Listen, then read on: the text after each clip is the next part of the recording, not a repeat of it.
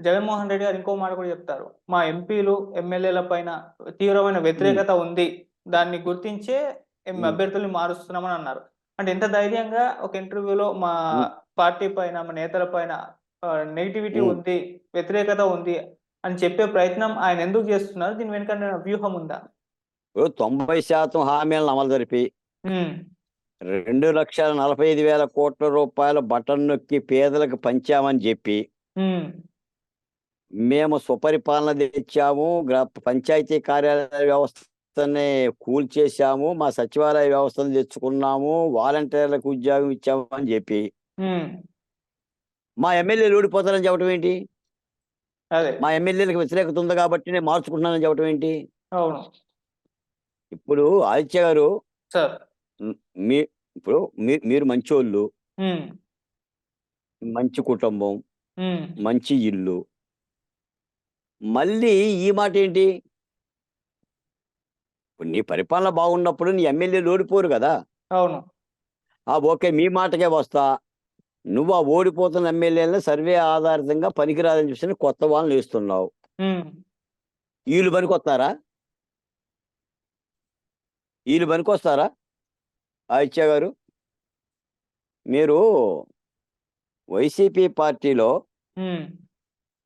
గత 4 ఏళ్ళు వీర విహారం చేశారు ఎమ్మెల్యేలు. ఓకే. అసలు ఒక్కొక్కరికి అదుపు లేకుండా హ్మ్. దున్నపోతుల్లాగా ప్రజల మీద నిలబడి గోల గోల చేశారు. హ్మ్.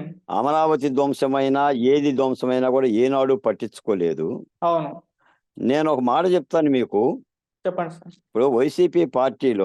వైసీపీ పార్టీలో హ్మ్. చాలా మంది ఎంపీలు, ఎమ్మెల్యేలు హ్మ్. జగన్మోహన్ రెడ్డి గారికి దండం పెట్టి, హ్మ్. అయ్యా మేము నీ దగ్గర ఉండలేమయ్యా, హ్మ్. మేము వెళ్ళిపోతామని చెప్పేసి పారిపోతున్నారు. అవును. ఈ పారిపోతున్న వాళ్ళలో మీరు ఒకసారి వినండి. ఎందుకు పారిపోతున్నారు? వీళ్ళు ఏ తప్పు చేశారు? నిజంగా వీళ్ళకి అధికారాలు ఇచ్చాడా ముఖ్యమంత్రి? ఇవ్వలేదా? హ్మ్. మంచి చేస్తే పారిపోవాల్సినంత అవసరం ఏముంది? ఆ? అవును. మీకు మీరు వినండి. హ్మ్. మన కడప ఎంపీ హ్మ్. కడప ఎంపీ సంజీవ్ కుమార్ అవును. జంప్. హ్మ్. తర్వాత ఎంపీ శ్రీకృష్ణదేవరాయలు అవును. జంప్. జంపు. ఆ ఆనం రామనారాయణ రెడ్డి, కోటమిరెడ్డి శ్రీధర్ రెడ్డి, ఉండవల్లి శ్రీదేవి జంప్. హ్మ్. అవును. Alla Ramakrishna Reddy jump. Parthasarathy jump. Balashowry jump. తర్వాత పూతలపొట్టు ఎమ్మెల్యే ఎంఎస్ బాబు, ఆయన ఆవేదన. వసంత కృష్ణప్రసాద్ ఆవేదన. ఇంతమంది ఎందుకు పారిపోతున్నారు? ఈ రోజున వైసీపీ పార్టీలో బీసీ లాగా ఒక హ్మ్. గులాంగిరి చేస్తూ, కనీసం డొక్కా మాణిక్య ప్రసాద్ గారు అయితే ఒక్క 5 నిమిషాలు ఇంటర్వ్యూ భాగ్యాన్ని అడుగుతున్నాడు. ఆయన ఇటు దోశల జాపి ఒక 5 నిమిషాలు భాగ్యం. ఈ పరిపాలన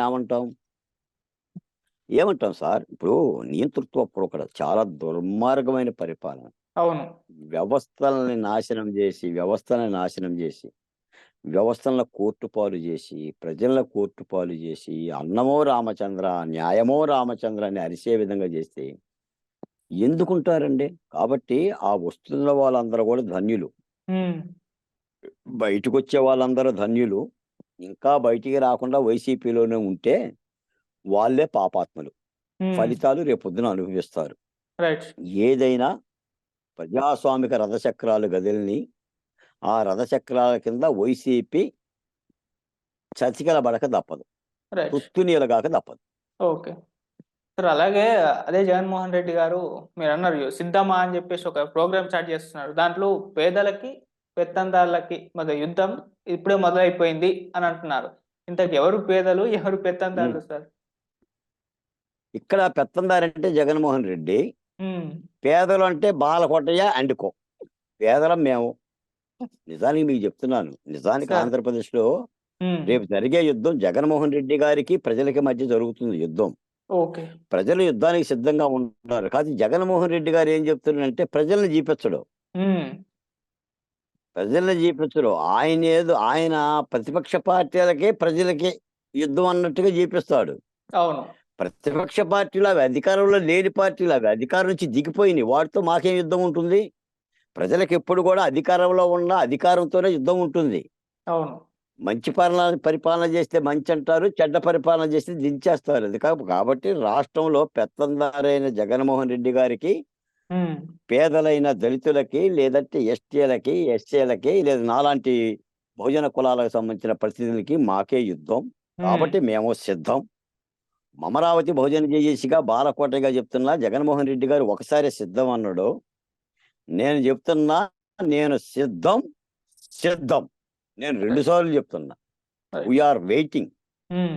వి are waiting for the democratic fighting. Right sir. కాబట్టి హ్మ్. తేల్చుకోవడానికి ప్రజలు సిద్ధంగా ఉండారు.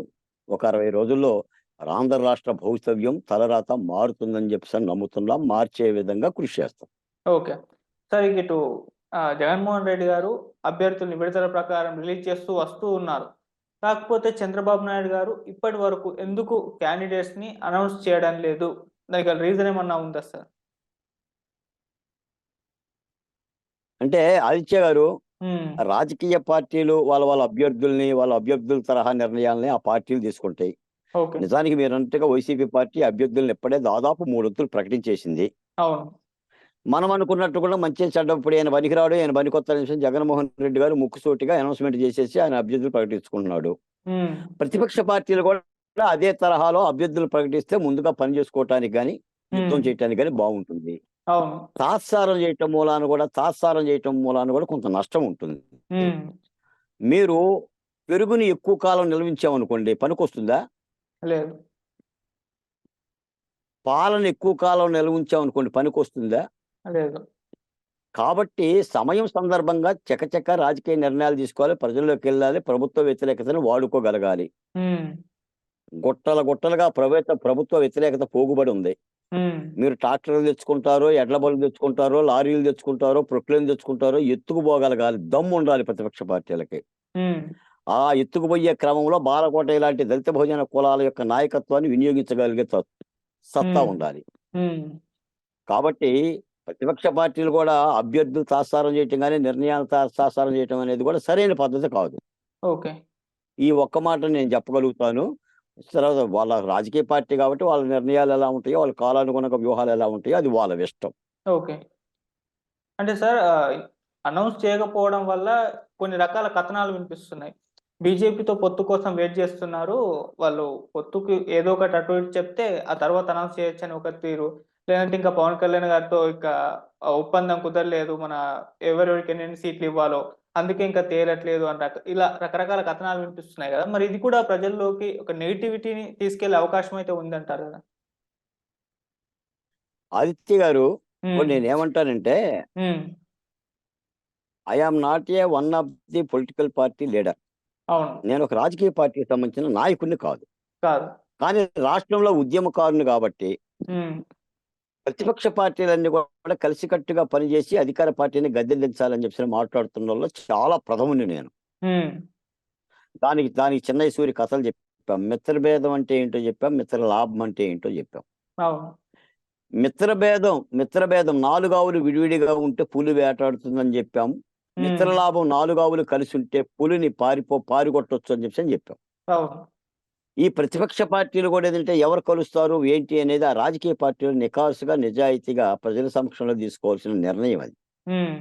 అందులో కూడా తాత్సార్యాలు పనికిరావు. హ్మ్. ఒకవేళ ఏదైనా పొత్తులు, గిత్తులు ఉంటే దాన్ని ఒక స్నేహపూరితంగా, స్నేహభావంతో ఎవరికెన్ననేది డిసైడ్ జేసుకోగలగాలి. అవును.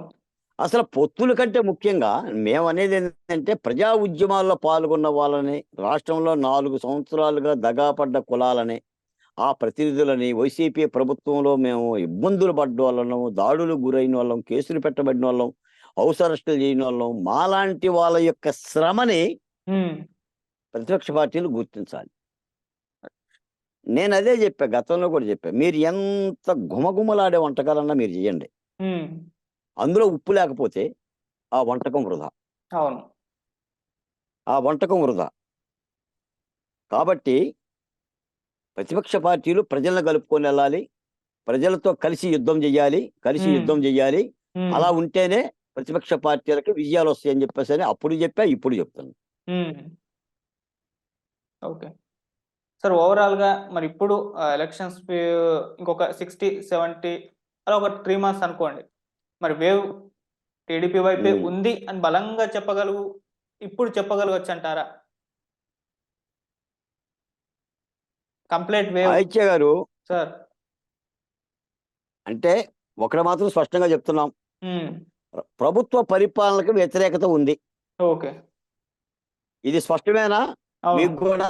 ఉమ్, జగన్మోహన్ రెడ్డి గారి పరిపాలన మీద వ్యతిరేకత ఉంది. ఓకే. అది గుట్టలుగా కుప్పలుగా ఉంది. అవును. ప్రభుత్వ వ్యతిరేకతని వాడుకోవటం అనేది ప్రతిపక్ష పార్టీల యొక్క ధర్మం. రైట్. ఎంత వాడుకుంటుందనేది మనం ఎదురు చూడాలి. ఓకే. రెండోది ఏంటంటే, కేవలం ప్రభుత్వ తప్పిదాలే మనల్ని గెలిపిస్తాయి అనుకుంటే పొరపాటు. Right sir. ముందు నీ బలాన్ని పెంచుకోవాలి, నీ నిజాయితీని పెంచుకోవాలి, నీ చిత్తశుద్ధిని పెంచుకోవాలి. తర్వాత ప్రభుత్వ తప్పుల్ని నువ్వు జత చేసుకుంటే విజయాలు సులభతరం అవుతాయి. Right sir. మళ్ళీ 2019లో చేసిన తప్పిదాలు గనక చేస్తే, మళ్ళీ గనక పాత కాపుల్ని బరిలో నిలబెడితే, కొత్తదనం లేకపోతే, కొత్త నెత్తురు లేకపోతే, కొత్త నీరు లేకపోతే ఫలితాలు తారుమారయ్యే ప్రమాదం కూడా ఉంది. అవును సార్. ఇది కూడా అర్థం చేసుకోవాలి. రైట్. ఏ కాడికి మనం గెలుస్తాం, ఆయన ఓడిపోతాడు, మనం గెలుస్తాం, ఆయన ఓడిపోతాడు, ఇది కాదు కావాల్సింది. ఆయన చేస్తున్న పని ఏంటి, మనం చేస్తున్న పని ఏంటి, మన పనిలో నిజాయితీ ఎంత, గతంలో మనం చేసిన తప్పులన్నీ, ఆ తప్పుల్లో మనం ఎంత సరి తీసుకున్నాం, కొత్త వారిని ఎవరిని మనం దగ్గర తీసుకున్నాం, ప్రజలకు ఎలాంటి సంకేతాలు ఇచ్చాం, ఎలాంటి నమ్మకం కలుగు చేశాం, ముఖ్యంగా ఎస్సీ ఎస్టీలకి ఏ భరోసా ఇవ్వగలిగాం. జగన్మోహన్ రెడ్డి గారు ఆధారపడిన కొద్ది ఎస్సీ ఎస్టీల మీదే. ఆయన మాట మాట్లాడితే నా ఎస్టీ అని కేకలేస్తున్నాడు, రంకెలేస్తున్నాడు. ఆయన అంతగా కేకలేస్తున్నాడు కాబట్టి మనం ఏం చెయ్యాలి, వాళ్ళ గురించి మనమేం ఆలోచించాలి.